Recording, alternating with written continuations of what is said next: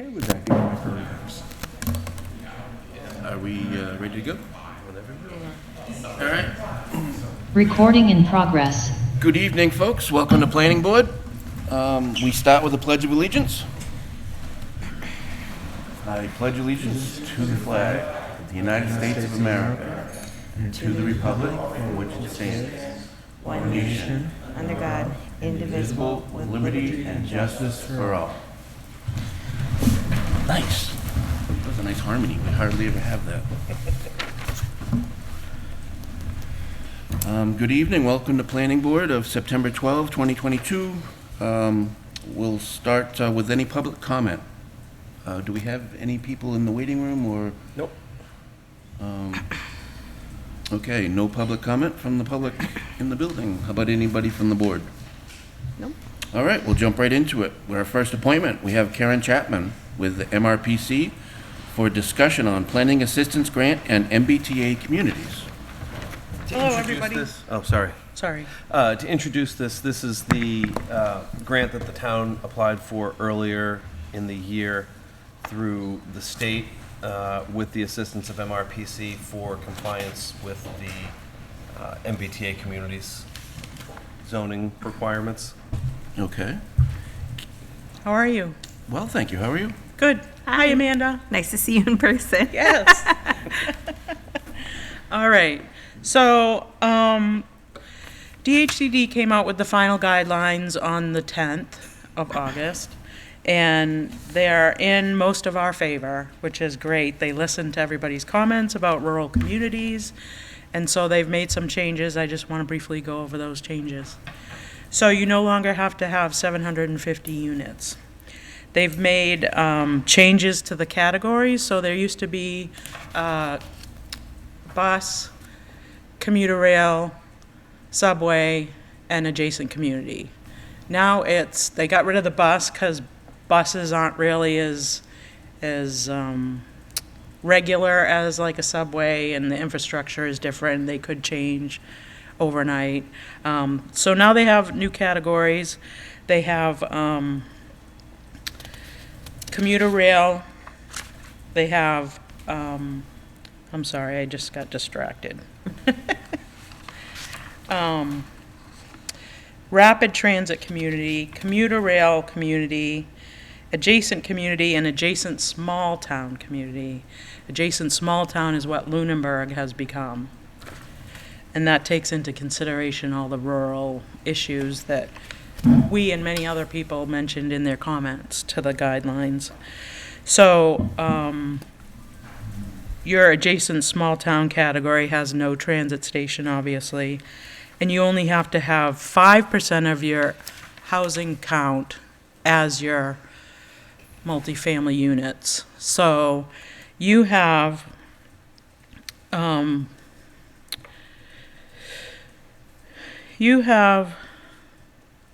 where is it? I'm sorry. So 5% of your units is 240 units.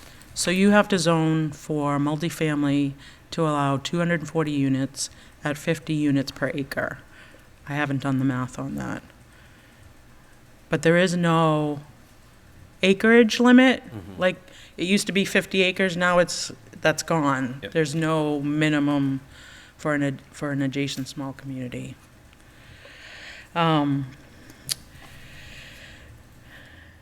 So as an adjacent small town, you have a population density of less than 500 people per square mile.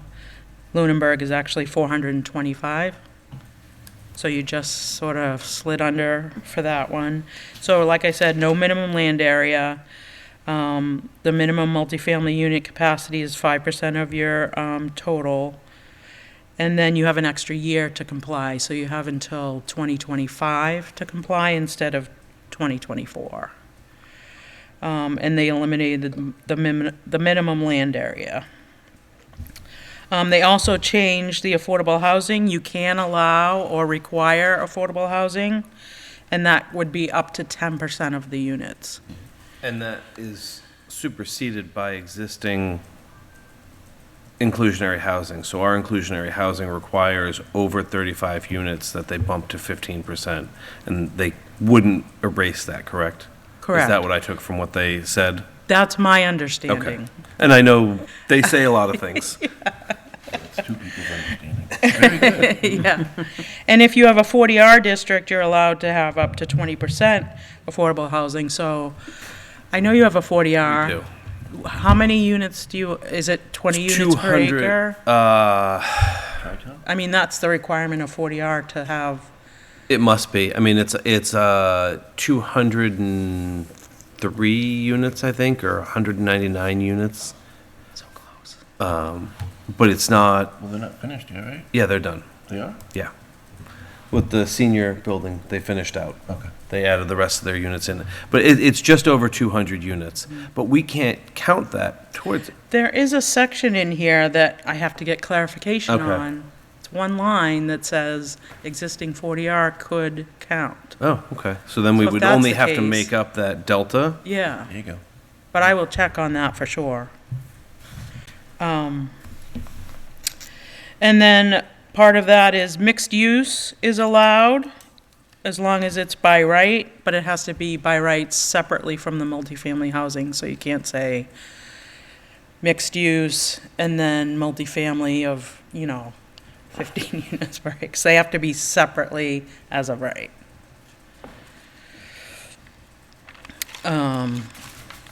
The action plan deadline, which is what you have to submit to tell DHCD how you're going to go about complying with the new law. The original deadline was the end of December. It's now the end of January 23. And then, like I said, your full district compliance is not till December 31st, 2025. And so DHCD is developing a compliance model. It's a mixture of GIS and an Excel spreadsheet, and that has to be used in order to figure out if you comply. And that's something that, so MRPC is going to be a consultant of Mass Housing Partnership, where if they get applications for technical assistance, we would be a consultant that would be appointed. And so we're getting training on the compliance model, so we'll be able to do that, and that's coming out in November. There's also draft model bylaws on the MHP website, so we'll be using those resources as well. Those are pretty much all the changes. Like I said, they're in most of our favor. And it can be an overlay district, correct? I recommend an overlay Yeah, district. that's- Yeah, absolutely, overlay. So you reduced it was reduced from 750 to what? 240. 240, okay. Right. And so I printed out, the action plan is done online, and it's just it's like a survey, and they ask questions about your zoning and everything like that. I can leave this with you, or you can access it online, but it would be filled out online, and I assume that, you, Adam, or maybe Heather, I'm not sure, but we can work with you to answer these questions. Obviously, you have more knowledge of the ins and outs of your town, but we can help with this. Because it does ask some pretty extensive questions like, do you have a housing production plan? And if you do, what have you done? Like, so you have to do a little narrative about what you've done and stuff like that. And then what your zoning strategies are, and then there's a timeline that you have to fill out. You have to say what is the task, what's the start date, what's the end date. So that all has to be submitted by the end of January, and I think we'll have a pretty good idea by then what you guys want to do. I also printed out this one-page MBTA Section 3A guidelines are out. Here's what you need to know. So these are things, what can I do in August 2022? What can I do in September, October 22? And what can I do after November 1st? So. Thank you. And then I did print out our scope of services from our contract, but I didn't pick it up off the printer. I have a digital copy. I can send Okay, them. all right, good.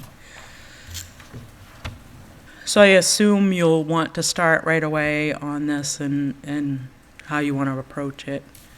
Have you thought about areas of town where you thought this might be amenable? I'm pleased to hear that we could potentially use a 40R existing. So I assume that since we could use an existing 40R, that we could also have a new 40 overlay for 40R and use that? Absolutely. Yes. And that may be a good way to go about this, because there's other benefits to 40R. And to me, the challenge is the infrastructure that goes along with building at this density, Right. because doing so outside of the Seward area potentially creates an expensive burden that may trigger DHCD to say, oh no, you're purposely making it difficult because no one's going to do that because a RUC system and a public water well and all of this for however many units is too difficult. It's okay for a 40B. Well, that's, again, that's not, I'm not going to disagree with you because I understand the logic that you're using and it's sound, but unfortunately, I don't think those two groups are necessarily using logic when they try to apply each of these different laws. So, I mean, my feeling is we should explore the possibility of it being located within the sewer service area, not necessarily within the already sewered area. Right. Because the installation of the public line to service the project could be a benefit to the town in other ways. Right. And that way we can prove that we have at least access to sewer, if not sewer on site. The challenge becomes capacity, but again, that's going to be a challenge whether it's septic or not. Right. And they keep saying that you only have to zone for capacity, but that seems ridiculous to me because it's disingenuous to say, okay, I'm gonna zone these parcels, but we know we can't build on them, but we're gonna zone it that way because they said we could. I'm not opposed to that strategy because if they're going to let us do that, and I mean, I don't think that anyone here in town wants 15 units per acre. No. Just, I mean, people have a hard time with 8 units per acre. Right. And I get it. The town isn't built that way, hasn't been built up that way, and it certainly feels like a change in fabric of the community. So to start putting those in a variety of places could be something that creates opposition. So I think we need to be thoughtful just about the way that we approach that. And so have you done any public outreach about MBTA communities, or are you waiting for? We've sort of been waiting till we knew what we were up against, I guess is the way I'll put it. We have had the meeting with the select board. We've had some conversations here about it. But that was when the guidelines were all drafted, and now that they're finalized and we've sort of started this process, I think that might be a good place to start. And I think having clarity on the 40R question is crucial to how we move forward, because if we're looking to make up 50-ish units, that's a lot different than trying to make up 240. Right, exactly, yeah. I suspect that we are going to put together a presentation because we're helping 8 other communities. So if you want us to do that, we can. Okay. And sometimes it's more palatable coming from a neutral party. And that might be the better way to do it, and we can talk to the select board about maybe a time that would make sense, Right. because they're going to clearly be the ones who are going to field a lot of the Right. tomatoes. Even if it's like, I don't know if your town allows people to speak at town meeting or give presentations at town meeting. If you have a We special do if town they're meeting. granted the floor. We could certainly talk about that. That would be Okay. November, would I be mean, our because next. then you have a captive Yeah, audience. Sure. Whereas Of people who are going to most likely be at the town Right. meeting where we have to present something of this Exactly. nature. Exactly. Yeah, let me raise that with the town manager Okay. and the moderator and see what their thoughts are. Okay. And regardless of that, I would certainly volunteer you to speak at our town meeting. Is yours, they have to vote to allow it? I don't Because I know in believe my so. town, if, No, if, I've never heard of if that. one person says One person no, stands up and says, I'd Can't. like to let this person speak. I think anyone can sponsor, and Okay. so, I mean, if the planning board said that they were going to do a report under Article 1, which is Okay, usually when they yep. do reports, and he turned it over to you, as long as it was less than 15 minutes, you'd probably yeah, not get too much harassment. right. I understand that. And I am remiss because Ryan Doherty, he's one of our newest regional planners. He's with me tonight, and he's going to be working on the project and learning about zoning with me, and I'm sorry, I forgot to introduce you. Welcome. I'm used to being by myself. Good.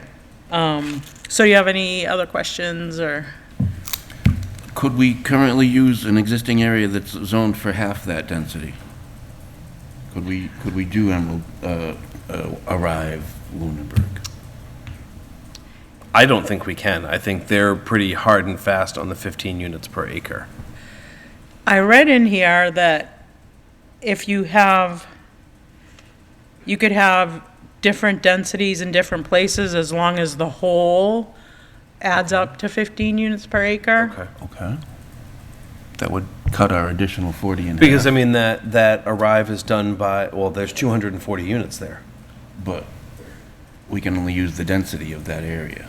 But if that with Okay, the maybe. density at, We got some stuff to work with. I would have, I mean, we can, Karen and I can talk about some of these numbers offline. Yeah. I'm trying to recall what the footprint of the Tri-Town site is, and I don't think it's super large. I don't think it's much more than 12 or 15 Yeah, I didn't acres. think it was either. I don't even think it's that many. I don't think so. So that density might be very high, and but we'll have to look at the Whalum overlay, because is that by right or is it by special permit? Didn't we get rid of it?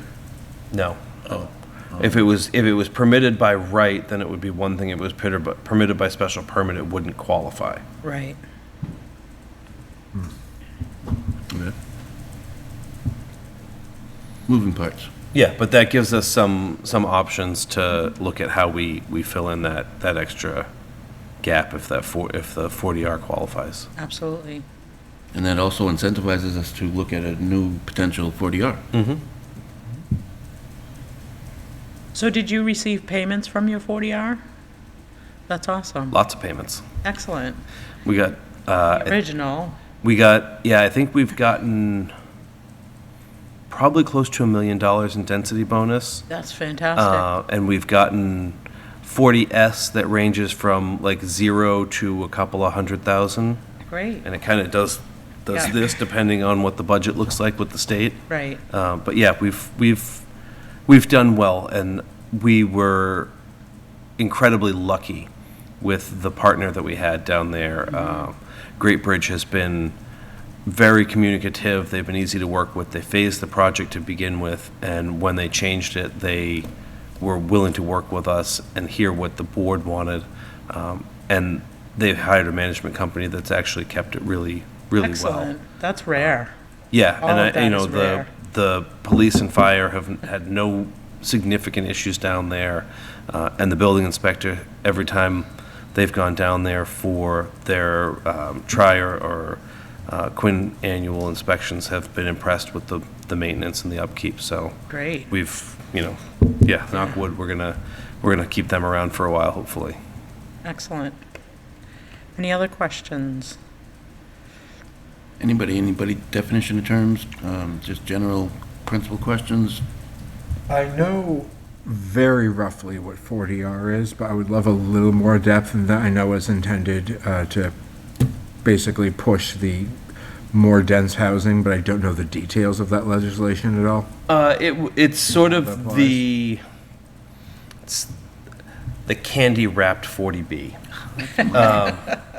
So probably 15 years ago, the state under Governor Patrick came up with 40R, and they were like, "Hey, we want you to build dense development, and we want it to be walkable, and we want to add commercial, and guess what? We're going to pay you to do it.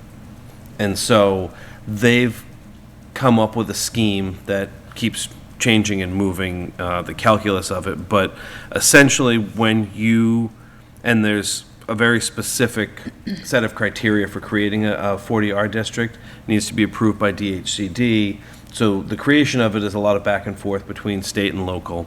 And once it's adopted, when you start building, they pay you out density bonuses for units above what would have been allowed there previously.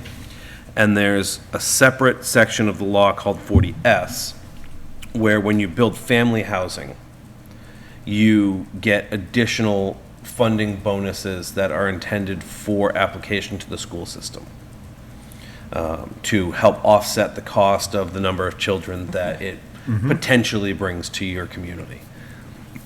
Excuse me. So Tri-Town Estates is 4 family housing buildings of 30 or 33 units each, and then 1 70-unit building that is age-restricted at the applicant's request.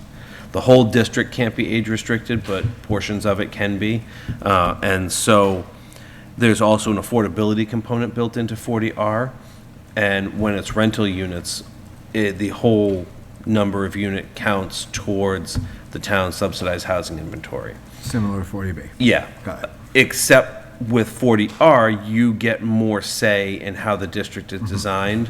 And when someone comes and applies to you, it's a more friendly negotiation about what they need to change, what the town wants, what they're trying to do. And the benefit to the applicant is there isn't the income and profit margin restrictions that come with a comprehensive permit. So, I mean, there's a lot more to it, but that's kind of the Reader's Digest version. Yeah, that was sort of the state's first attempt at Getting people to getting build people more to housing, build yeah. more dense housing. Yeah. And, And I you think know, the one here in town was the mostly first. bigger cities go for it because Yeah. it's much easier. We just did one for Lancaster. It hasn't gone to town meeting yet, but And when you do mixed use, that's where the cities really have taken advantage of it. I know the city of Brockton did a huge one that was multifamily and commercial, and they really were able to get that working. right.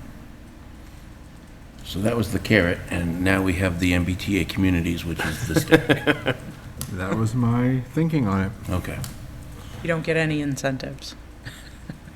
Now, for the 40R district, the 20% we were talking about, is that 20% of the 40R units can count towards our 240, or 20% of the 240 can be 40R units? No, 20% in a 40R district, 20% can be affordable units. Oh, So got it. you can require Okay, up to 20% be considered affordable, Okay. which again assists in the subsidized housing inventory, because if it's rental, you Got start it. being able to claim all of those units.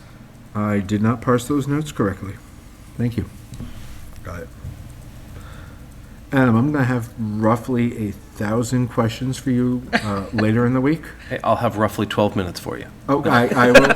Yeah, no, just you can either shoot me an email or Yeah. just let me know and we can find a time to sit down. Yeah, no, I'll schedule time with you rather than Okay. swing by. Okay, thank you. The state actually has a really good website for 40R. If you just Google 40R in Massachusetts, there's a lot of information there. Great.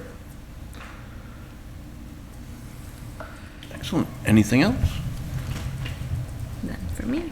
So we'll get the answers to these questions. I'll talk with Adam of how we're going to proceed. Super. Well, thank you very much, Thank you Karen, so for much, coming Karen. Thank you. Thank you. Thank you. Sorry, I realize I turn that way a lot. Does my chair swing and get in your way? Okay, cool. Thank you. So next we have 2 public hearings. The first one being 3 Lancaster Avenue. Do we have readings for these? Have they been, we have to read the announcement? You probably should. Thought you guys had the clerk do that. I say, I believe that's technically, Well, have at it, buddy. I'm not the clerk. Oh, who's the clerk? Me. Oh, have at it, buddy. Oh, no. Okay, It'll mostly stay together. Yeah, we read that to somewhere down to so about. start there You only have one board, don't worry about it. until. It's when you have oh, like three, right before three the scene sheets that will it falls. broadcast live, right? Right before. Right before there, right? Yeah. Okay, perfect. Yeah. All right, the Lunenburg Planning Board will hold a public hearing on September 12th, 2022 at 6:05 PM. Town Hall, 17 Main Street in Lunenburg, MA, to hear and review an application for site plan approval under Chapter 250, Section 8.4 of the Code of the Town of Lunenburg for a change of use from restaurant to office space at 3 Lancaster Avenue, parcel 071-0001. Applicant owner is One Family Insurance LLC, 1 Main Street, Suite 15, Lunenburg, MA 01462. Materials are available for viewing at the planning office at 960 Massachusetts Avenue, Lunenburg, Mass. Excellent. Thank you. Well, welcome. Thank you. It's good to see you all. My name is Greg Roy with Dillison Roy, and I'm representing One Family LLC, Insurance LLC tonight. Art Calvillo is here. He's the owner of One Family Insurance. His builder, his contractor, is also here with us tonight. Art has, or One Family Insurance has been in operation in Lunenburg for several years. They're actually a tenant in the Villages building, along with myself. And he has recently purchased the property at 3 Lancaster Ave for the sole purpose of moving his, and I guess expanding, so getting a little bit more space, but owning his own location across kitty corner, across the common. So he, appreciates being in the center of Lunenburg, and the property at 3 Lancaster became available, so he sprung on the opportunity. So, historically speaking, the property, as you may know, may or may not know, the property was probably maybe 10 years ago was Trudy's Treats for a few years, and then it was the Dragonfly Cafe. And I don't know the specifics, but I know it was greater than 2 years ago that ended, probably 3 or 4 years ago, if I had to guess. Maybe 5 or 6 or 7. Time flies, but It was pre-COVID. it was definitely They pre-COVID. closed down just as COVID was Okay. becoming a thing. Okay. Couldn't have been 4, couldn't have been a full 4 because we went there a few times when we were open. So yeah, somewhere in that range. It was like April 3-ish. 2020. Yeah, so maybe 2.5, 3 years, something like that. So One Family Insurance is, of course, an office use. They applied for their building permit. They're going to be doing some renovations, interior renovations to the structure to accommodate the business, and it was flagged to come here. So the only reason why it's taken us so long to get here was because the engineer was busy. So here I am this evening. So you probably are familiar with the site, but it's right on the, I'll call it the southeasterly corner of Massachusetts Ave and Lancaster Ave. It's the white building right on the corner. There is a driveway access off of Lancaster Ave. Look and feel like a regular old residential driveway. And then there's a larger parking area off of Massachusetts Avenue that has 2 egress points, one further towards the intersection, and then one further down the hill. There is no plans to change any exterior features of the lot. So what you have before you is more or less an existing conditions plan. There is no parking striping there today, but we did do some analysis there, and we've shown you the number of spaces that fit on the site, and I believe we are at 20, if I'm not mistaken. I can't see from here, but we have them striped and dashed, so there's no confusion. They're not existing stripes, but and so we're here today, I think, to receive your blessing on site plan approval, but it's not a conventional site plan approval like you, in the full sense of the word, because it's really only a change of use. The one-family insurance actually has far less needs for parking than I think the previous uses did. One family is probably no more than 5 spaces at a time, just because of the nature of their building. So we have demonstrated that we have the regulatory compliance with parking, but that's far in excess of what is sort of necessary for the operation of the proposed use. So I have gone through and given you a pretty detailed analysis that I'm happy to go through chapter and verse if you'd like, but I went through your planning board rules and regulations for site plan approval, and I just went right down through them, and several points I respectfully requested a waiver to, which I'm happy to go over and summarize. Several areas we comply with. And then I also went through section 8.4 of your zoning bylaw and documented compliance with those sections. Of course, not seeking waivers from that because it is a bylaw. A lot of things we believe aren't necessarily applicable to the application because we're not really proposing any new infrastructure on the site. So I'm happy to proceed however you, Mr. Chair, and the board would like me to, or stop and answer questions, so. Sure. Are there any questions at this point? I think the next thing we'll go through is the list of waiver requests. Yeah. Yeah? And I've highlighted them. I hope that came through. Yeah. So the ones that are highlighted are the waivers.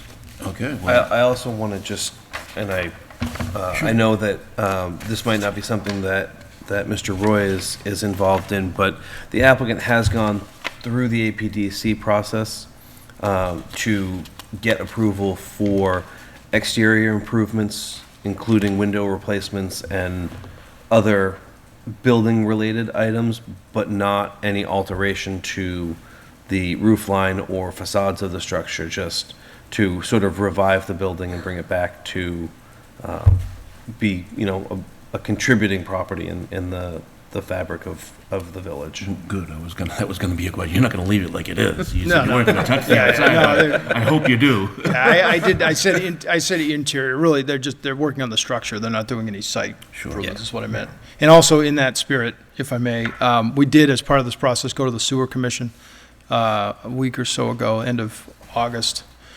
And we're all cleared up with them. They have one condition that we disconnect the grease trap, which we will do. But they're all signed off on that. Insurance isn't terribly greasy these days. No.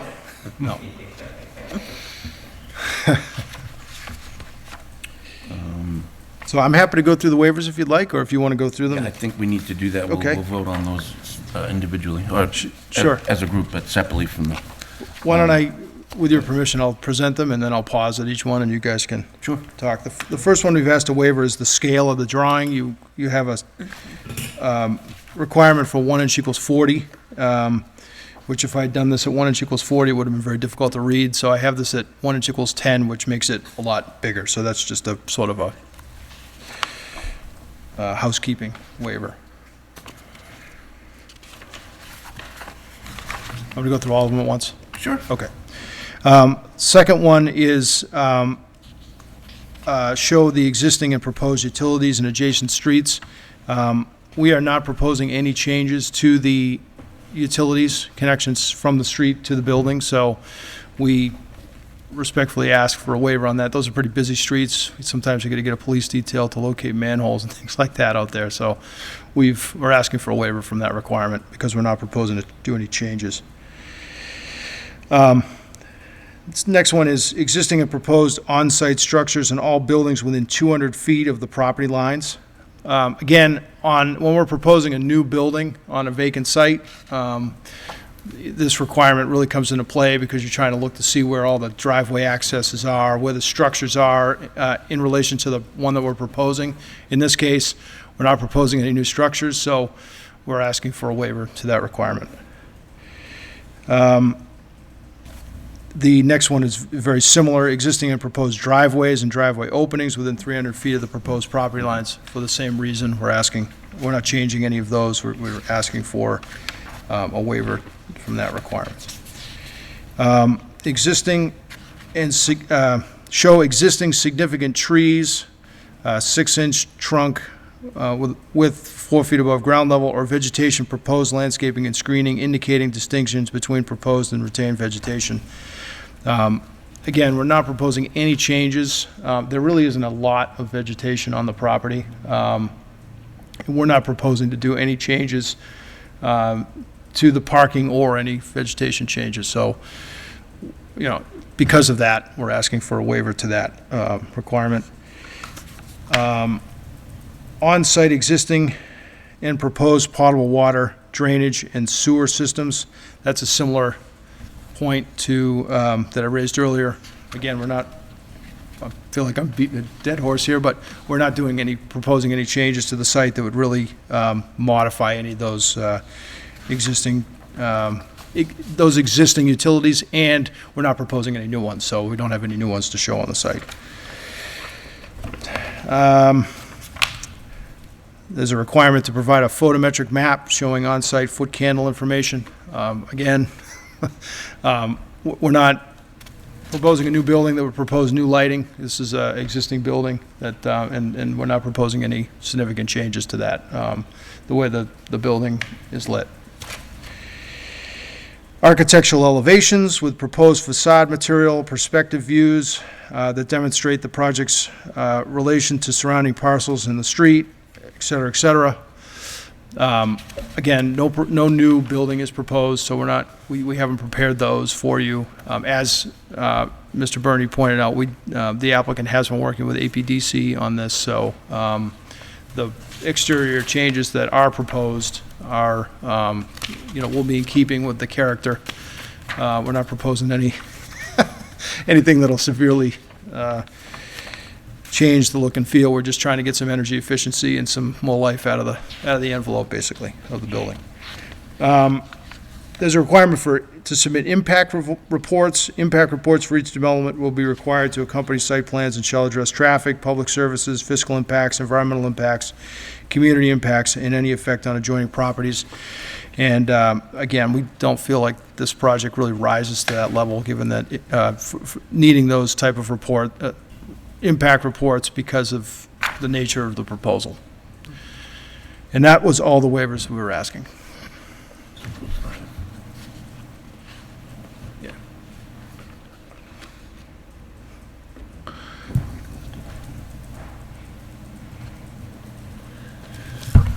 Very good.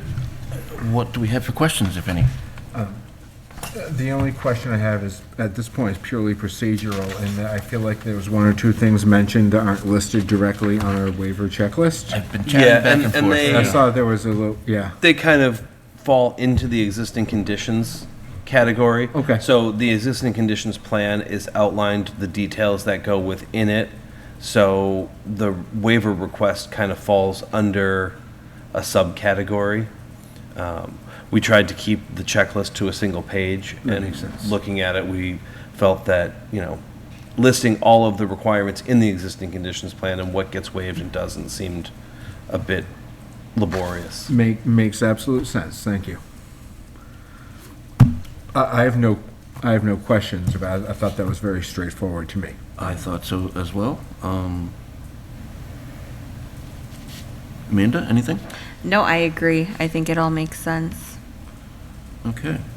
And you have already applied and seen the APDC, is that what I heard? Yeah, believe so, there's yes. a Yeah. building permit outstanding for the windows there. They've signed off and are pleased that I think there's 5 different styles of windows in the building currently, will now be a singular unified style that most reflects the period architecture. That's not like Lunenburg. I'm not sure exactly when they're going to come in, what I understand from the, but yes. See, you can feel good you didn't hold him up. Well, yeah. Yeah. So, given the relatively mundane nature, I appreciate your thoroughness. I do believe there's 2 separate commercial kitchens in that building currently? They've all been removed out of there today.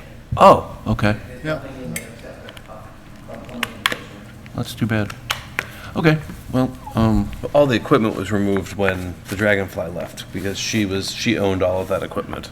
I thought she was renting. She was renting the Oh, but she building, bought- but she okay. purchased all of the equipment. Oh, so left with her. Yeah. So there's not going to be any existing kitchen there anymore? No grease trap? Okay. That's unfortunate, but in my mind, just my mind, scary, Yeah, I hear you. scary place. Anything else on the waivers?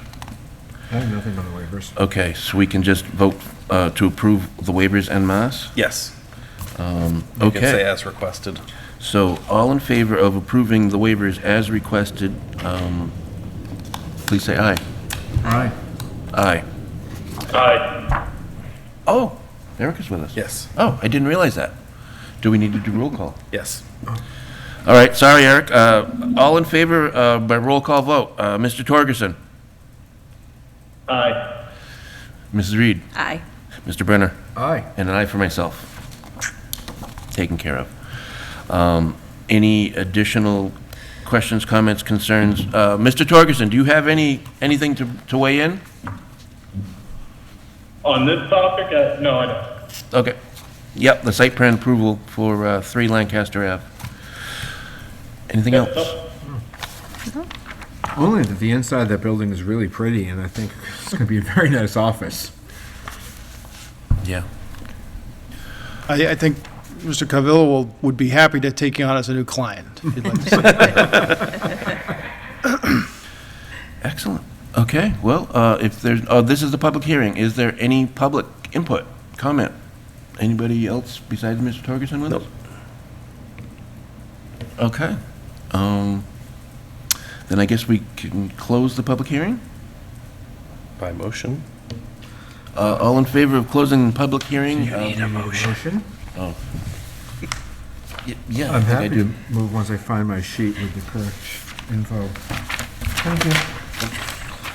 I would move that we close the public hearing for 3 Lancaster Avenue for the special, for the Site plan approval. site plan approval. I will second that. Excellent. Any further discussion? All in favor by roll call? Mr. Torgerson? Aye. Mrs. Reed? Aye. Mr. Brenner? Aye. And I for myself. Thank you very much. Appreciate it. Oh, wait a minute, we closed the public hearing. Yeah. So now we gotta deliberate. Well, yeah. Yeah. Well, my deal's done. You can have a seat, thank you very much. Yeah, it's a circus up here. Okay, is there any further discussion? We can't deliberate, right? We can deliberate, we just You can't take can. any. You can't take new testimony. Okay. I mean, there's no motion to deliberate, but you can deliberate about the project. Okay. So, I'm sad to see this old building go from its existing use, but I'm glad to see it be reused in its existing space. Yeah, I'd always dreamed another coffee shop would open there, but I get that the town doesn't seem to want one. Well, the Brooks House is still available. Anybody? But, no, happy to see the space being used, and this looks like everything's put together. Super. Likewise? It closed before I moved to Lunenburg, so Okay. I don't so have any fond memories, but it looked great. You potentially could make some new ones. True, I could. Because what says fond memory Like insurance. Like insurance, I mean, really. Mr. Torgerson, do you have any further input? I do not. Thank you. Well, I guess then I would be willing to take a motion. I would move that we approve the site plan approval for 3 Lancaster Avenue. Excellent. I will second that. Very good. Any further discussion? All in favor by roll call, Mr. Torgerson? Aye. Mrs. Reed? Aye. Mr. Brenner? Aye. And an aye for myself. Congratulations. Best of luck. Thank you. That's yours. Okay, so next up, we have another public hearing for 235 Leominster Road. You guys have the announcement? You have it. I got it. All right, ready? Good evening. Good evening. We need to read the Yeah. notice first. The Welcome. Lunenburg Planning Board will hold a public hearing on September 12th, 2022 at 6:05 PM. Town Hall, 17 Main Street, Lunenburg, Mass. To hear and review a request for the removal of 5 trees for equipment access for installation of a sewer line from the street to the house and replacement with 2 maple trees at 235 Lemonster Road, parcel 080-0040-00, under MGL Chapter 40, Section 15C, Scenic Road Designations, and under MGL Chapter 87, Section 3, Cutting of Public Shade Trees. Owner is Joseph Dingham Jr. at 235 Lemonster Road, Lunenburg, Mass. Applicant is William R. Proctor Incorporated, 390 Electric Avenue, Lunenburg, Mass. The application and plans are available for viewing in the planning office. Ready to go? Yep. Okay. Very good. Welcome. Hi, Dan Proctor, representing William Proctor Incorporated, obviously. So, we had a failed Title V septic system at this property. The client requested to tie into the sewer. Standard practice, you access the sewer tie-in stub map that the sewer department has, make application. Once it's approved, obviously, you put in the sewer line. Unfortunately, just because sometimes I do things in the wrong order, I cut the trees before I came in front of this board. So I'm requesting this, but these trees are already down. The reason being, 2 reasons, but first of all, it was always my impression that any time there was a sewer stub, the sewer stub was supposed to be to the property line, meaning you're not supposed to be digging in the public right away to put that sewer line in. This was not the case on this job. It missed by about 6 feet. So those trees came down because of that 6 feet. Again, I really do not have any excuses. I'm not putting blame on anybody. I would think that if I had come here prior to, I would still get the approval because there's no way the sewer line could have got put into this house without those trees coming down. Sure. So, it's a matter of safety. You know, the sewer line on Lemonster Road is extremely deep. It's 18 feet deep at the manhole. We came up to an elevation of about 8 feet right at the curb line, but then we had a 10-foot incline that we had to come up. So we had to put a bend in the pipe, a clean out, what have you. And again, you got a trench that's, 14 feet deep and trees looming over you. For the safety of my guys, I can't have trees falling on top of them. So, Okay, well, I appreciate the blow-up and the detail that you've shown. And I also, just to further relieve you of blame, we were notified by the DPW Yes. director, who is the tree warden. Yep. And he said that he approved the cutting of the trees. right. Whether or not that's how the conversation went. that's Yeah, what we no, heard. exactly. So what happened, we had to run a camera up the line to find out where the stub was because we have a lot of inaccuracies and the trees were already down and he's like, who took the trees down? And I said, I did, and that's when it all came about.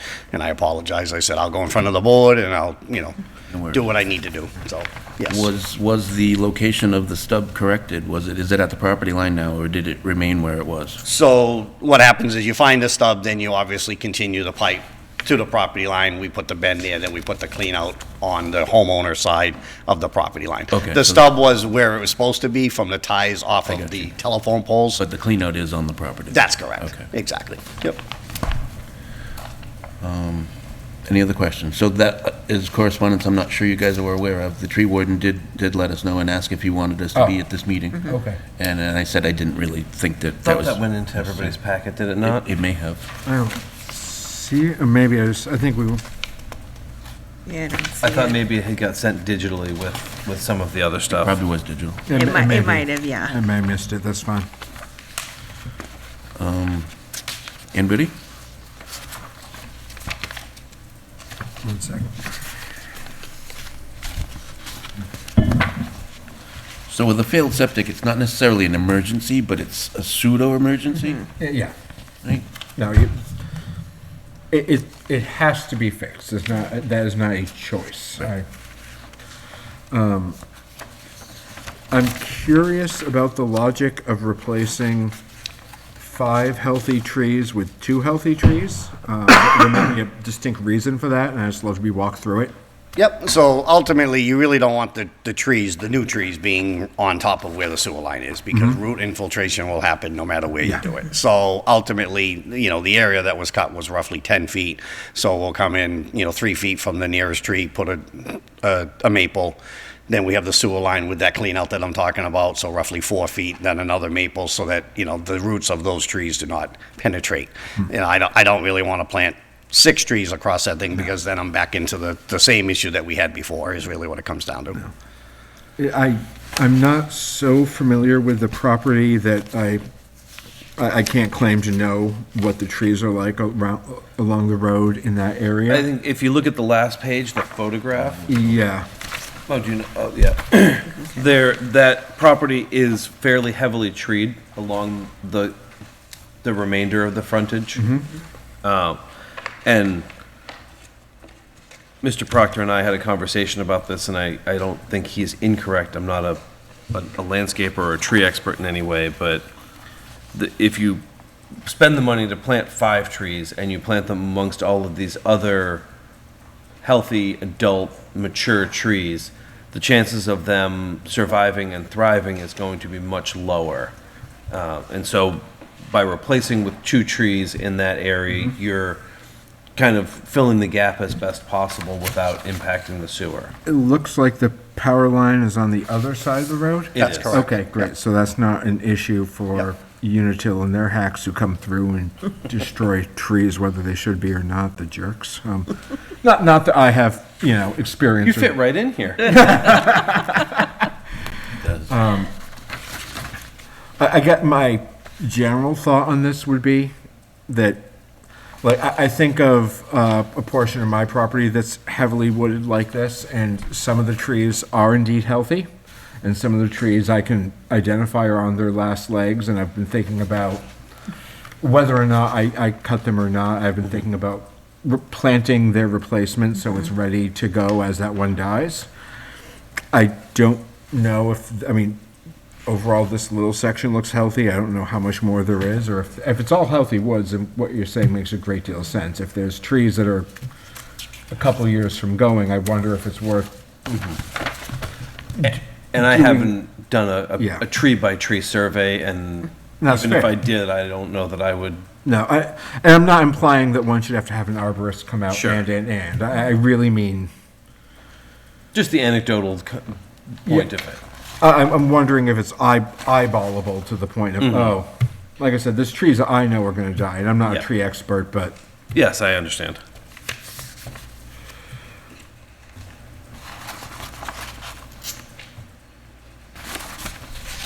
Okay. Mr. Torgerson, do you have anything to ask or input? No. Thank you. And I assume that this was discussed with the homeowner and they're amicable with this? Yes.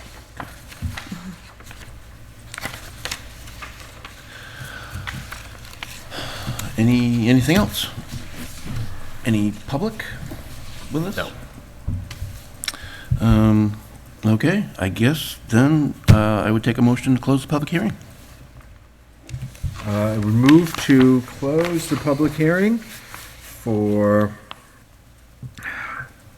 trees on nice places. I need that word. 235 Leominster. Yeah, for 235 Leominster Road for the scenic road. Thank you. Very good. I will second that. Second. Okay. Amanda beat you to it, so Amanda got the second. So we're closing the public hearing. Any talk? All in favor by roll call, Mr. Torgerson? Aye. Mrs. Reed? Aye. Mr. Berner? Aye. And an aye for myself. Thank you. Thank you. I don't, is there anything else that we need to talk about? You need to, no, I mean, you need to make a decision. Any further discussion from anybody about anything to do with this? No. Only to reiterate, along the scenic roads, every time we approve something, this is the opposite of anything personal about this project, or really individual about this project. Anytime we approve something on a scenic road, it becomes inherently less scenic. like that's not quite a universal truth. But I guess it's I would the- tend to agree with that, yeah. you know, taking down 5 trees, replacing with 2. I get why that probably has to happen. Like, I get why you can't put trees right there. That makes 100% sense to me. I dislike that there's not somewhere else to put trees. It may not be feasible, and we don't have the info, nor is it really. I like this input. So this sounds a little bit akin to a sidewalk fund. If we've got requirements for a sidewalk to be in a development and they can opt not to and offer, give us money to replace sidewalks and where we need them, in the center of town, within a mile and a half of the schools. So you're talking about like a tree fund? Maybe, I don't know, just something to think about. I'm glad you brought that. Really, up. what it sounds like to me is a scenic road bylaw. Yep. I give a lot of credit to Mr. Proctor because he could have said, all right, sorry, and just walked away and said, come get me, and we would have no teeth because the scenic road law under the general laws doesn't give us any ability to inflict consequences. So we would need a local bylaw, which we don't have. Right. So just the fact that he came here, I think, is helpful. But if what Mr. Brenner's talking about and what Mr. Allison's talking about, if you want to carry that out, then we probably would look at the scenic road bylaw. I've looked at a lot of them. Mostly they're in highfalutin places, I guess is how, and they get really complicated. And I don't think that's the approach this board would want to take. But I think there's ways to synthesize some of what they're doing into the things that this board has talked about. So that would be, again, something we would need to work out. As stimulated as he is, I'm sure he doesn't need to listen to He this. does not. And Mr. Proctor, I again, I've said it once, but I really want to be. I just want to be very clear. This is purely about an overall feeling I've had building, and it was a good illustrative example of the attrition that occurs. This is. We make examples of everybody. Yeah, I don't want this to be read as calling out or particularly negative for you or anything else. That is not the context I mean. It's like a broader thought. Okay. All right, so anything else? Otherwise, I guess I'd be willing to accept a motion. I would move that we approve. Do we approve the scenic road? Yes. The Tree removal tree request. okay. I would move that we approve the tree removal request for 235 Leominster Road. Second. Ah, he beat you this time. I waited. Excellent. Any further discussion about the approval? All in favor by roll call, Mr. Torgerson? Aye. Mrs. Reed? Aye. Mr. Brenner? Aye. And an aye for myself. Thank you very much. Thank you. Thanks, Tim. Okay, so that wraps up our public hearings, and now we get into the nitty-gritty. A binder. How many meetings are we gonna talk about this binder? Not many. More than one, I hope, because I've just seen it. Anyways, that's just, and not that we have any weight in the game anyway. No, but you do get to comment. Yeah. You have 45 days with which to comment. For the folks at home, we've moved on to comprehensive permit application for Pondview Commons LLC, Howard Street. This is the 40B that we've been expecting. They have made a application to the Zoning Board of Appeals, and we've been asked for comment. 14, 21, 28, 35. So, I mean, if you want to hold off and make comment at the next meeting, you'd still be within your 45 days.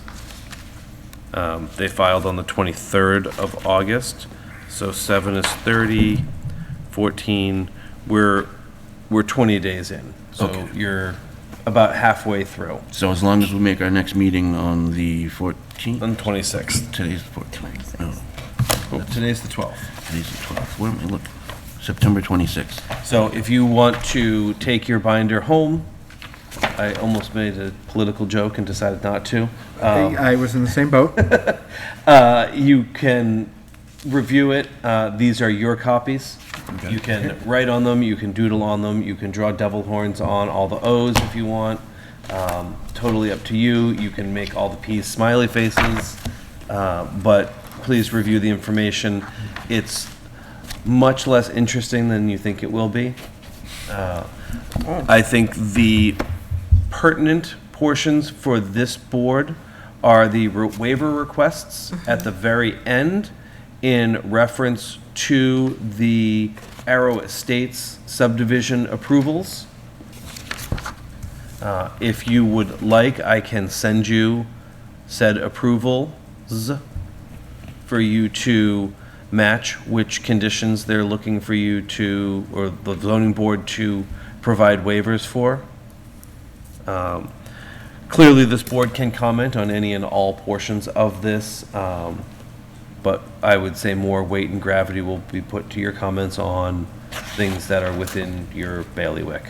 So our bailiwick, speaking of, if they're requesting waivers to our previous subdivision approval, are they requesting those waivers of the zoning board of appeals? Yes. Oh, so then Because why did we that's- bother looking at them? We already said that we wanted them, and we're not gonna get them anyway. Well, the zoning board is not required to grant the waivers. Okay. And it would be my interpretation that anything granted is solely for the geographic location of the This. comprehensive permit. Yep. So the 19-acre parcels that they've created, in conjunction with the Pondview Commons development, would be the only things with which those conditions would be waived. Okay. And I think that would be something that it would be important for the board to clarify that, and maybe you're not okay with it, but if that we understand that this project is separate and above and completely different than the single-family subdivision that we approved, and if you do see fit to grant those waivers, we would ask for clarification that they only apply to this geographic area, because it's a pretty significant set of waivers, and it speaks to things like the phasing, it speaks to things like the age restrictions within the 20% of the units that the board negotiated. So there's a lot of things in that approval that were negotiated as part of the settlement agreement for court action on that project. And it would be disappointing for them to be universally deleted. I don't believe that that would be the outcome of the zoning board granting those waivers. I would like to believe in the goodness of humans and that that's not what the developer is trying to have done. I no longer believe in the goodness of humans. And that's not been. I said I want to. I didn't say I do. So I think that the more explicit and specific the board can be in their comment, the better it will help guide the zoning board. So there's really only 10 waivers, and some of them multi-part. Which, 12. Yes, I which mean- tab are the waivers? The Are they- very, very last Oh, they are the very, okay. There where I was. letter from Johnson Bornstein. Yep. Got it. Okay, I see it. And like I said, I can easily send out that approval document from 2019, and that way you at least have it and you can I would- reference back to it. I would love that because I was, I think Matt was the only person still on the board from that time. see, I was not on the board in 2019. It was Yes. a COVID edition. So were these submitted by the applicant, or did Marjorie? No, make Marjorie made those. that figures? Can we charge that back to the client? No. Why not?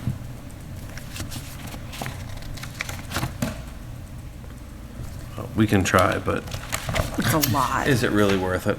It's a lot of stuff. Well, it came as a PDF. I know, I read it. We were able to print it for the most part as opposed to stand copying it. Yeah. Neither here nor there. I'm just being- For the gravity of this development, You'd think they'd give us bells and whistles. the applicant, or the application feels really incomplete and uninformative. Well, when you have And I this- don't believe that that's, I mean, I don't think it's, I'm sure it's intentional on the applicant's part, but I don't think it's outside of the law, which I think is unfortunate. When you have the state coming us and shoving down our throats at every opportunity, that you basically, and I say this as someone who has tried very hard to approach this with an open mind, and desperately wants both affordable housing and, in a technical term, and housing that is affordable in this town. When the state shows up and effectively says, well, it doesn't really matter what they do, because we get to approve it regardless.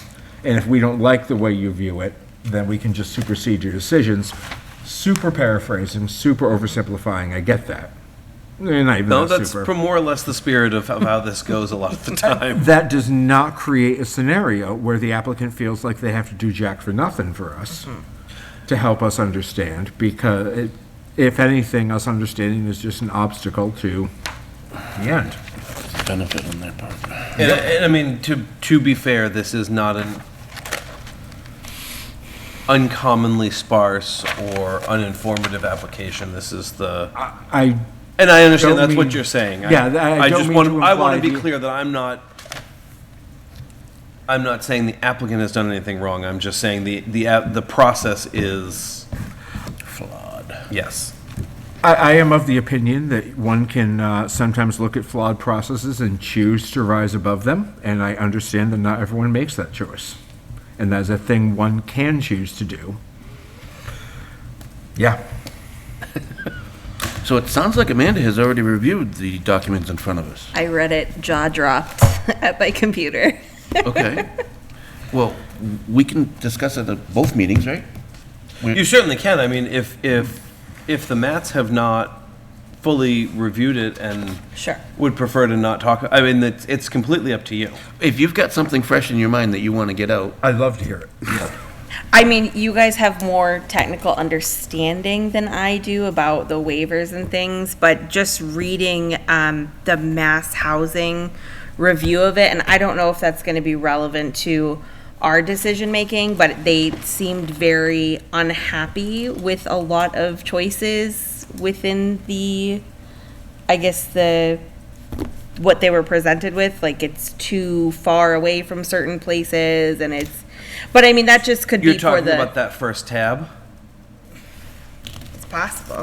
where there's that giant, the eligibility site. It was an email back from somebody at the Mass Housing Development in that PDF, and it stated like 15 different things where this particular property wouldn't be included in a mass housing kind of area. I think that's what you're saying. So I think you're looking at the eligibility application. Yes.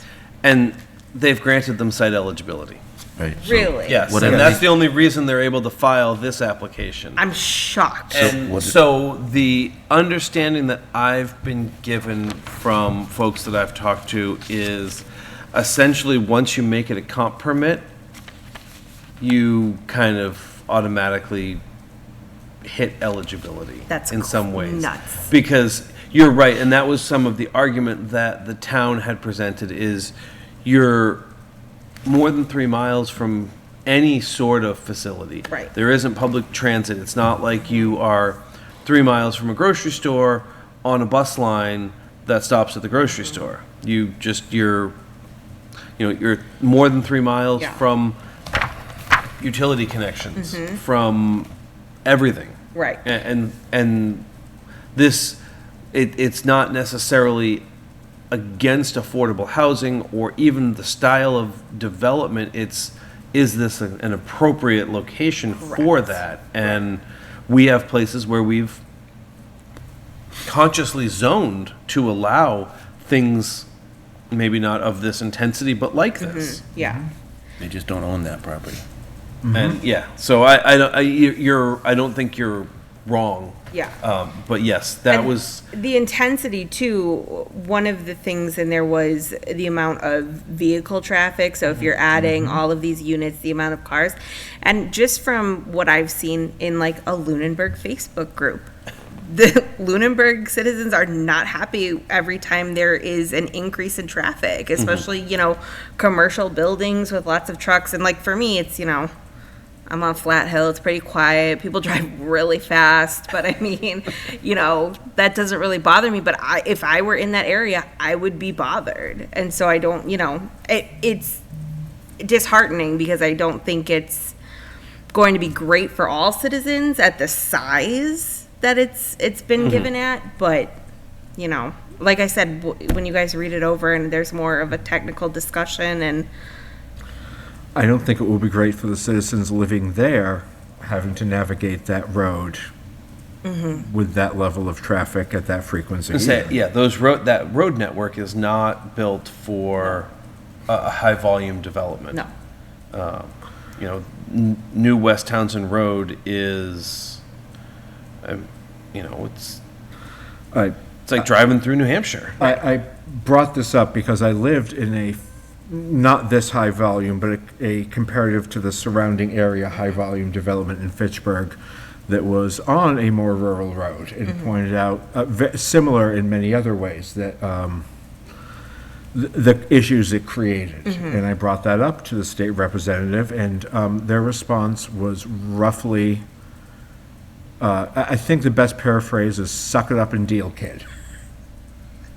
Can you prove this will be wrong? And I'm like, I mean, okay, off the top of my head, no. And they're like, great, so it's not a problem. I'm like, oh. All right, so any more informed discussion about what we have before us? That's all I've got. Now it's just angry rants, because I can give you those. Yeah, I got a lot of those. Fair. And please do take your printed copy of your 40B handbook with you. If anyone wants, they can have mine. I think I took it last time. Was it available last time? I do not know. I don't see mine, so I'm assuming I took it last time. That sounds, yeah. Yeah, I'm gonna say. I believe it's in my backpack. Well, that I have extra ones here if you guys want them. Very good. Oh, so I've taken that CTC class already. So. And I mean, this handbook is great. It's got a nice layout of the timelines. It's in layman's terms. It's not as onerous as it really could be. Okay, so is there anything else that we'd like to discuss about Pondview Commons? Not that it's productive or helpful. Correct. And I guess I'd just like to emphasize Adam's comment that we review in detail at least the waiver requests. For the next meeting, because otherwise we are up against we're up against a very limited time wall. Yes, because we won't be meeting the first week in the first meeting in October because of Indigenous Peoples' Day. Oh, I did not realize that. Did we want to get Mr. Torgerson's comment, if any? Mr. Torgerson, do you, I don't have any, no, have you, I don't have any comment. have you been receiving the emails and possibly have that? I have never received an email, because I've never been able to get onto the Lunenburg email, and the lady was supposed to, that I spoke to the other week, was supposed to have IT reach out to me. They took down my phone number, they never got to me. Well, I know how that feels, it sucks. So, I assume that this will be available for Mr. Torgerson to pick up in the planning office? If he would like one, we can make it available. Okay, well, you probably had a packet available for him, didn't you? I will have to talk to Okay. Marjorie and see. Very good. So, I'm assuming and hopeful that it's probably already there, but I assume that sometime this week All the material will be available for you if you can pick it up. And hopefully that email can get, and hopefully that email issue can get resolved as well. All right, so we're ready to move on to board discussion? Yes, we are. I was asking Bruce.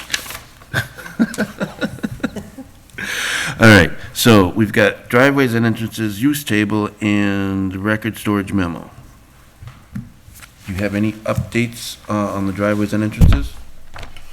I don't think you, I think we were gonna try to table that, maybe? Yeah, I was waiting for the board to be, to come with comments and discussion. I'll keep putting it on. If you're not looking to do it tonight, that's fine. Okay. The use table I would like to discuss tonight. Does anybody have anything, driveways and entrances? I still have to go through it in detail, so I'm not equipped for that this evening. So that was driveways and entrances, with a focus on shared driveways, I believe? Yep. Yeah. Okay. Mr. Torgerson, anything on that? No, sir. Okay, then we'll move on to the use table, motels. So I would like to, with the board's blessing, put a warrant article on special town meeting to change motel from a Y in the commercial district to special permit by the zoning board. All right, so how many meetings do we have before the warrant closes? Minus the One. first? We have one. Yes, it closes, oh wait, maybe not. When does it close? So I guess my input is I wouldn't be against that, but I would like to have all the supporting documents of what the use table currently does and current definitions. We're not changing any definitions, right? No, we're not changing definitions. Just We're just changing the changing it Y from to yes to special permit, because right now it's a by right in the commercial zone. So, It closes Tuesday, September 20th, so this is our meeting. oh. Okay, well, And quite frankly, I can always withdraw it if that's something that the board, well, I mean, if we look at it and we discuss it, then maybe it's something different that we change. something different that you change, how so? Well, I mean, it's important not to have something like that be by right. That's, That's the importance. right? yes. Which is kind of where I came down on it, and, I had mentioned it at the last meeting, and shame on me for not have given you more information. Currently, hotels, which shares a definition with motel of sorts, is a special permit zoning board in the commercial zone, and a motel is a yes. So if I go to definitions,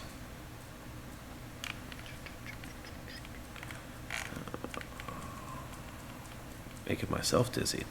A hotel, an establishment providing for a fee sleeping accommodations, which are generally accessed through a lobby, corridor, or internal hallway, and customary lodging services, including maid service, the furnishing and upkeep of furniture and bed linens, and telephone and desk service.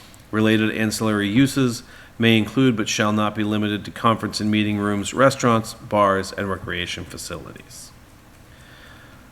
So that was motel. That was hotel. That was hotel. Because hotels share a common lobby. Motel is a building or series of buildings in which lodging is offered for compensation, and which is distinguished from a hotel primarily by reason of providing direct, independent access to and adjoining parking for each rental unit. Okay. So it's saying that it provides all the same facilities and services as a hotel, but without the lobby. So if you got a lobby, it's a special permit by ZBA, Correct. If you don't, it's an allowed use. yeah. So are they all in the same zoning areas and everything? Yeah, yeah. And it's essentially the commercial zoning district. That's the only place that they're permitted. My only concern with this, as I see it,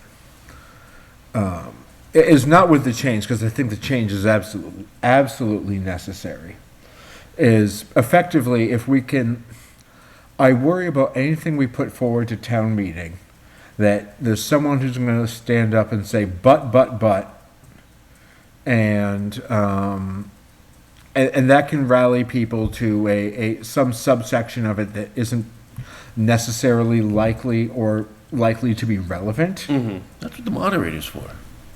Quite honestly. Well, and if the article is simply written as a change to the use table, and it's a change to the use table of that singular use, Yeah, that can't be. you're pretty much, the only change would be they don't want to make it a special permit, they want to make it a no motels in town, which, I mean, I think that there can be value in having motel service, but Or they could say, no, we want to leave it as is by right, and then if at any point, then we're kind of stuck with that, because then it becomes, so I guess, competitive petition. yeah, let me actually really just, my concern is where we looked at it and said, oops, we changed our acreage requirement for multifamily on accident. Let's fix that, and that seemed, to me, like a no-brainer to put things back the way they were. And We have one concerned citizen stand up with a situation that isn't necessarily what's really being addressed, and then the town turns against it. Fair And- enough. And that is my concern. I'm very open to being told, Matt, that probably isn't gonna happen here, don't worry. Get used to that. Yeah, so my only thought is to make sure that it's actually as much of a slam dunk, like, this is obvious as we think it is. I'm not going to tell you that won't happen, because I've learned that that's a dangerous thing to say. Yes. I will say that if I were a gambling man, and having worked in this town for the past 8 or so years, I think the scenario you put forward of people wanting to continue to be permissive of commercial development that has the potential to go nefarious, like a motel does, is on the lower end. It's a low percentage bet. But again, I thought the same about the multifamily housing. Probably not as low percentage as I feel about this, but Because it feels more individual versus corporate Correct. rights and that, yeah. No, I think we just want to make sure our discussion, as brief as I think it can be, is on point. But I think you're probably right.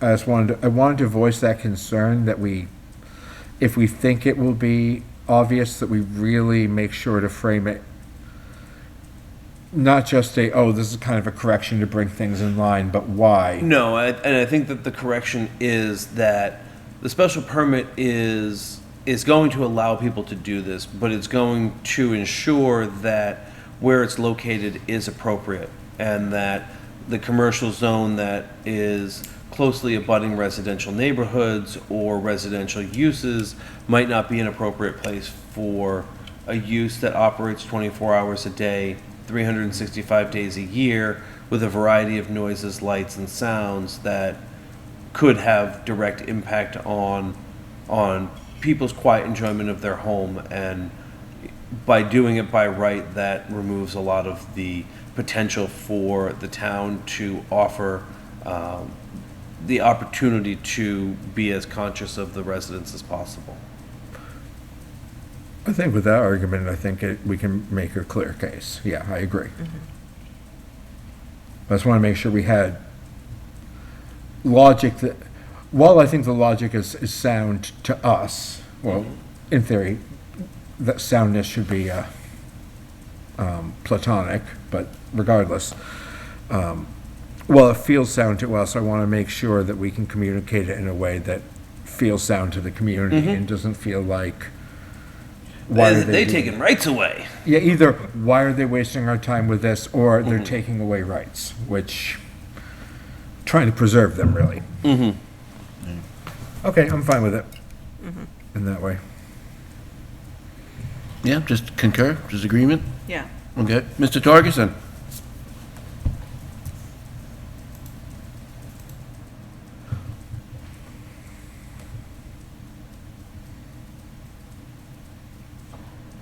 Mr. Torgerson, do you have any input on the motels, sorry? Sorry, I thought I was muted. I was trying to mute myself. No, nothing to comment. Okay, would you have any problem with approving Adam to, put a warrant article together for us? And that question goes to you too as You well. can put a warrant article together. Yeah? Yeah. I'm comfy with that. Okay, very good.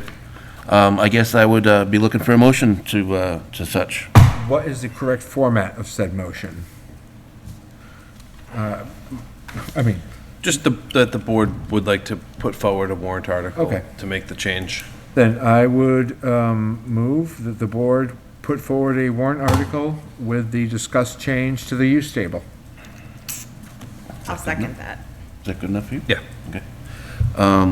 Excellent. Any further discussion?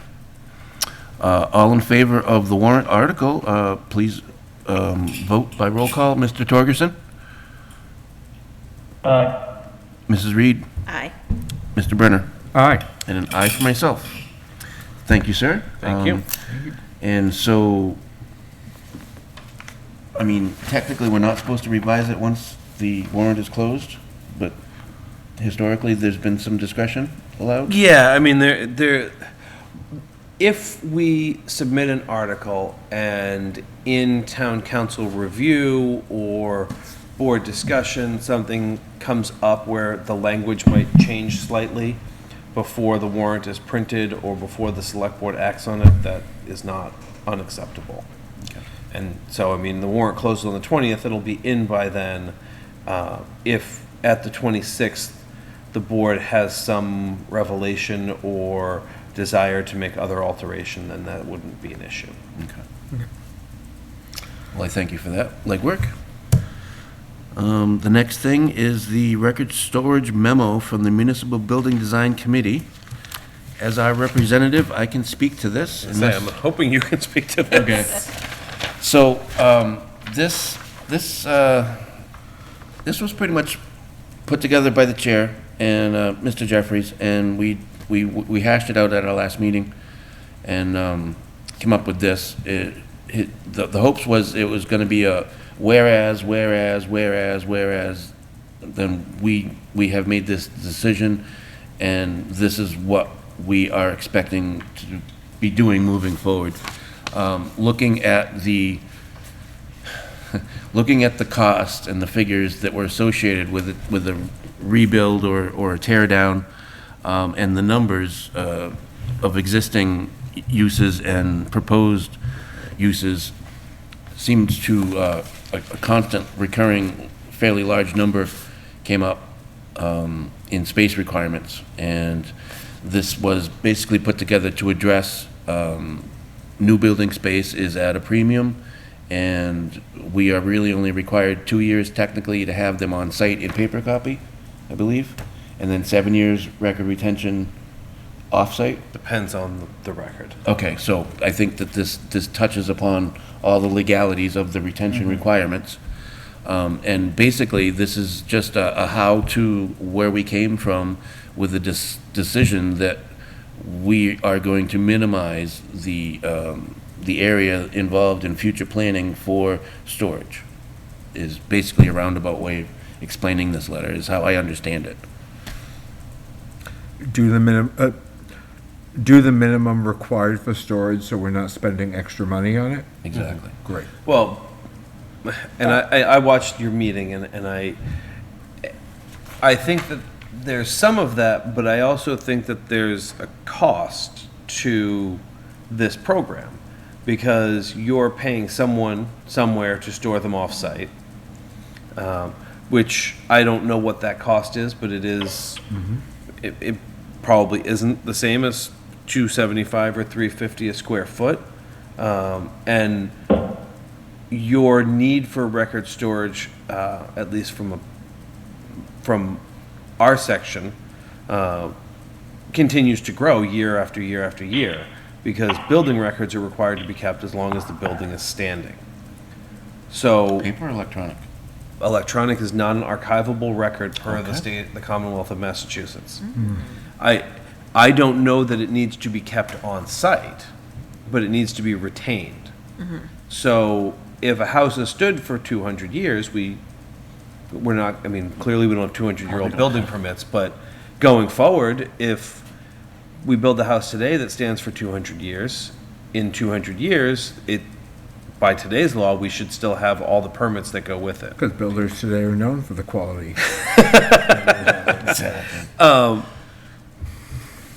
I think this is a wonderful approach. I would love for us to have a digital archive of the records that we have on site now and that we receive going forward. And we receive digital records of planning submissions by requirement, and we do keep a good digital archive. The problem, in my estimation, comes with the digitization of the 70 boxes of paper and plan records that I have in the attic for the planning board alone, going back to the 50s. And the delicate nature of some of those papers, the pack rat nature of the breadth of stuff that was kept. I have my predecessor's daily notes that she required to be archived, so they could be exercised, but will someone see value in digitizing those? Maybe. Who digitizes them? Are we going to do it in-house? And if so, what's that impact? Are we going to hire someone to do that? If so, what's that cost? Most building permit plans that come in are large format. So we're either paying someone to digitize those, or we're spending $10,000, $15,000 on a large format scanner that will reside in the building somewhere. So we need space for that. We need to be able to operate that and maintain it. Honestly, the large format scanner is something that would be wonderful to have. And the maintenance and upkeep of that is pretty low, and the storage of that is pretty low. But we don't have the ability to reproduce them, which I'm okay with, because large format printers are a money pit that, if you're not using them constantly, become a maintenance nightmare, and if you are using them constantly, become just a money suck for ink and paper. So I think there are some challenges that have some additional operational fiduciary impact, as well as upfront capital impact, from our section specifically. And I don't know if that's as universal across places like, the accountant and the treasurer collector and the assessor, but it certainly makes me, I lust for digital archives. I just sit in my office and I'm like, I wish I could just give you this plan by email, and I can't in a lot of instances. So I think this is wonderful. I just want us to go into it with open eyes. Super. Well, and I didn't want to interrupt you because that was all good info, but all of it very much above our pay grade or decision making. So basically, this was just a memo distributed to pretty much everybody that, if we're being told that we need to come up with some solution for less than $20 million that we've already spent 5 years coming up with, and it was more than 20 million every time we come up with it in the past when stuff was cheaper. So, you know what, when we tell you that you can't have this big 5,000-foot luxurious office, this is why. Right? Because we are being forced to make pearls out of sand. Wait, I was gonna get a 5,000 square foot luxurious office. Yeah, underneath of a 10,000 square foot luxurious office, underneath of a 15,000 square foot luxurious office. Yeah, no, that, in my mind, that just became a wish list that was a little bit ridiculous in a lot of areas, but not everyone, not everyone. Anyways, are there any questions on this memo? No questions from me. So, yeah, I guess. So I'll submit my comments to your chair. Yeah, there you go, right there. Yeah, M. Jeffries at Loon, and I don't know if it's gonna be .com or .gov. that's all right. I know where to find him. There you go. The chairperson of the select board will be here tomorrow night, in fact. So I think that's really all there is to that. Mr. Torgerson, did you have any questions or comments on that?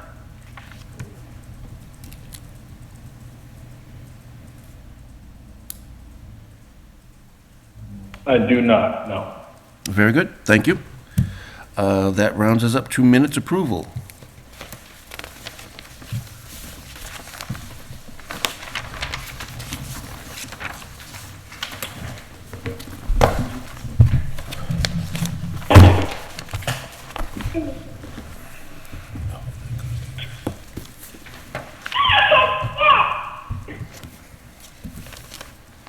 Welcome, young child. Yes.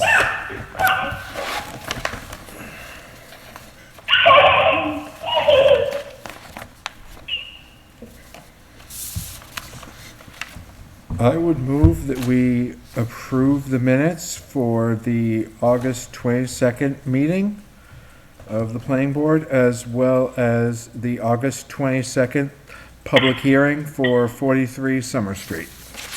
I will second that. Excellent. Been moved and seconded. Any discussion about approving the minutes? All in favor of approving the minutes by roll call, Mr. Torgerson? Aye. Amanda? Aye. Matt? Aye. And an aye for myself. Oh, switching it up, I see. Oh, yeah. Gotta keep it live. All right, open space. So I'm open space now, and we had a meeting last Thursday. Relatively brief, not a lot on the schedule. The agenda item was they're currently, I believe they're currently performing a title search on what's affectionately known as Stump Cove. Is it affectionate? Is it affectionate? Of course it is. Yeah. Better than Pimple Cove. Or Useless Cove. But anyways, that was the discussion. It's ambiguous as to the ownership, and my understanding is it's also ambiguous as to the entire lake's ownership. But their focus right now is currently on a specific parcel. It has frontage on Reservoir Road. I believe it skirts one of the fire roads. I'm not even going to venture which number it is, but it's a cove area that currently has a sign for public access, which is good for the otters and the beavers. And I don't know that you could get much more than a one-person kayak through there. I'm not sure you could actually walk through there when it's actually got water in it, but you couldn't kayak through it, as far as I can see. And I also made mention there of the potential, what we expect to be forthcoming application for the previous Bright Farms. I mentioned that to them, and I specifically called out the fact that it connects our parks parcel that's on Northfield with the conservation parcel that's landlocked. And I also did remind them that contrary to the GIS, that parcel has not been conveyed that connects the two. And I did mention, the question was asked, and I replied that is very likely going to be a result of any future permit. It's certainly something that we can ask for. It's certainly something you can ask for. So that was the bulk of that meeting. And one of the member at large has stepped down, so there is currently an open space subcommittee membership for a citizen at large position. The Lunenburg Municipal Design Committee, we Yeah, so our last meeting, basically, we went over that letter that we just talked about, the record storage. And we discussed our King for a Day wishes. So every individual had the opportunity to put together a list of things that they would do if they were in charge for the building reuse dilemma that we find ourselves in.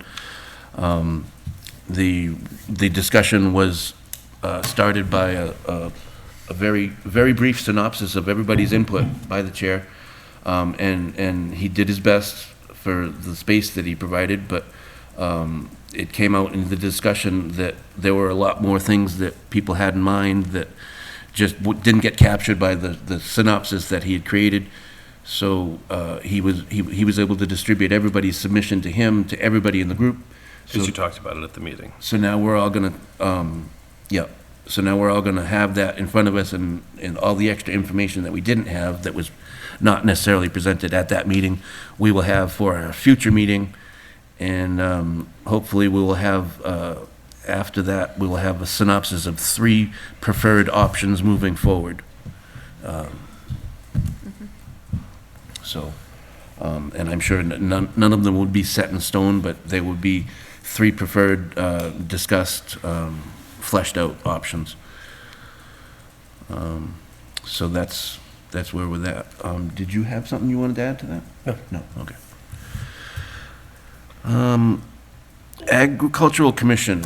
I don't believe we've met since our last meeting. Our next meeting, hopefully I'll get that agenda published tomorrow because I have to, because our next meeting is this Thursday. We have 2 farmers markets left. Our attendance by the vendors and our attendance by the public has started to wane, which it's not unusual. It is unusual that it didn't pick up at the last market. Hopefully, it does so for the next 2. Again, we're Sundays, 10 o'clock to noon at the Ritter Building in the center of town. We had 8 vendors, and the Historical Society was raffling off a bench at our last market, and I hope to have many more for at least our last one, and hopefully for the second to last as well. Capital Planning Committee. The Capital Planning Committee has not met since our last meeting. It will be meeting on September 26th before our board meeting here. And the Capital Planning Committee will be reorganizing then and diving into business. Super. Stormwater Task Force. We have not met. Hopefully this Thursday. Yay. So we're gonna struggle for meeting rooms? No, I mean, I think it's scheduled for Ritter, but I don't think APDC is meeting on this Thursday. Okay, good. And we can start to meet over here. That's not an issue. Okay. MRPC. MRPC Karen was here today, so not much more info than that. They are sending out some surveys for training for town employees. I don't know if you've already gotten that. They might not have. I sent don't it to remember me. seeing it, but that doesn't mean I didn't. I mean, all of the training is like Monday through Friday at noon, so I'm not sure how applicable it is for people who are working, but I can see if we can get that circulated. Yeah, I mean, I'll go through my email tomorrow, and if I see it, I'll forward it along to you. And if not, I'll ask Karen about it. Okay. So just for your information, most of the stuff that's for town employees is typically during the day, so that they're there already, and it's not Right. not typically intended for public. Correct, Adam? Yeah, I mean, it depends. They do a lot of different stuff, but they do try to do night stuff if they're doing it for board and commission members. Unless it's the MJTC, because They're up next. Well, that's because Mass Highway's involved with that, and Yeah. they Yeah. don't work at night. They don't have to. DOT? Yeah. How much do they work? No answer. MJTC, your committee report? We are meeting on Wednesday. We have not met since the last meeting. Okay, very good. That rounds out our committee reports. Our meeting schedule, 6 PM, all board meetings held at Town Hall unless otherwise indicated. We have September 26th. We're missing our first meeting, October 10th, Columbus Day. Is it officially changed? I don't know. Columbus Day / Indigenous Persons Day / getting lost in the spices aisle. October 24th is the meeting after that. So that's the bulk of that meeting schedule. Ongoing items. I mean, we touched on most of these tonight. Yeah, we had the presentation on the MBTA communities. Thank you, Yep. Karen, that was great. And that potential 40-hour app in. That's huge. That's huge, yeah. And I mean, not only that, I mean, we could just make a new 40R and that would be done. And Yeah, I mean, if we're talking 50 units or less, that's a much nicer pill to swallow than. something else I didn't bring up, and I'm not sure how aware, you must be aware of it, but back when the Tri-Town was being put together, I believe they overlaid 40R on the old primary school property, didn't they? No. They They talked about it, They and they didn't? never actually They never executed actually- it. So we could look into that discussion. I mean, it's 2.4 acres. Regardless, that's something that had been looked at in the past for 40R. And I believe they were looking at senior housing on that. They were. There was some federal grants that the developer at the time was hoping to get that never materialized. All right. Zoning, infrastructure, and master plan. Wasn't there some kind of a Oh, I committee? need to schedule that Zoom. I apologize, that fell off with Pondview coming in the following day, it just, What Zoom did you miss? this is the Chase Road corridor and how to deal with the water and sewer associated with Pondview. Is there something that's set up already? No, Okay, I need to set it up. okay. We talked about it at the last meeting, and I was going to set it up, and Pondview landed the following day, and my brain melted. I get you. So zoning, infrastructure, and master plan has kind of been sistered with the, infrastructure committee? Yeah, because there is no infrastructure committee. I know, but you had it on the agenda one time, you wanted to talk. Well, that's the same, it's part and parcel, I just Okay. haven't used the same nomenclature. Okay, well, I mean, because we got that big binder, the 40B thing coming, it's within a year, probably? A year-ish timeframe? Who knows? I mean, I would say a year is a reasonable estimate of how long it will take for a 40B hearing. So if we're gonna be proactive about anything to do with this, then we need to get together. We need people, we need chairs, we need members, we need public, we need people getting together in groups discussing the implications, the possibilities, who's gonna pay for what, and how it could pan out, and what options we have. Because if we don't do it now, and we don't have, if we need to have zoning articles, if we need to have zoning changes, if we need to have anything, if we need to have water district, they do their own board meetings. Yep. If we need to have sewer commission, they've got their own thing, they've got their own manager. We need to get on this if we're gonna do anything that helps anybody except for the 40B applicant. You're correct. Okay. And I hope my irritation came through on that as well, because we've known about this for about a year. Again, proactive, and again, if we need to have anything done to make this work better for us as a town, it has to go to annual town meeting next year. Because fall town meeting might be too late. And I will step down from my soapbox. A very appropriate soapbox. Very good, thank you. Anything else on zoning infrastructure master plan? Nope.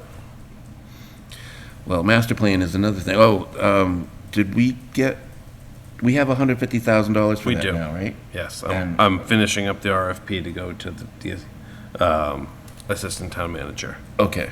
When do you think you will go over it with her and then you'll go over it with us? Yeah. In another couple of meetings, maybe? Yeah, I would say October at the latest. Okay. Zoning, yeah. Yeah. So there we go. So we've touched upon Pondview. Are we done with that? The ZBA hearing is on the 14th in, 3 days? 2 days. 2 days. 2 days from now, 7 PM Here in here. this office, or in this meeting room. So special town meeting is November 15th. Be there. Tuesday. Be there, come square or not, just be there, please. Public comment. Has anybody else joined us? No? No. 2 pages. Board comment concerns. Only to reiterate that for many of the same reasons, I'm interested in looking at, the driveway, the common driveways. I'm also interested in looking at our scenic roads as a broader concept. Really kind of all under the idea of how are we going to keep Lunenburg feeling like Lunenburg as more of it is developed, as more of it is changed. Because if we don't get ahead of it, we're going to lose it. And it's not going to feel like a pleasant rural town that happens to have people crammed into every nook and cranny. I get that we can't stop people being crammed in for every nook and cranny. But we can shape it. But yeah, I'd like to see us actively shaping that so that, now, if the time comes we're working on the master plan, we solicit public input, and the public says, no, we want to be a strip mall central, baby, that would be the public's choice, and then I think we actively want to hear public choice, but, public decisions there, but absent that, I get the impression the public wants Lunenburg to stay Lunenburgy. And I think those are two areas that we could make effort to try to preserve more of our rural characteristics as we keep on that nonstop transition towards a bedroom community.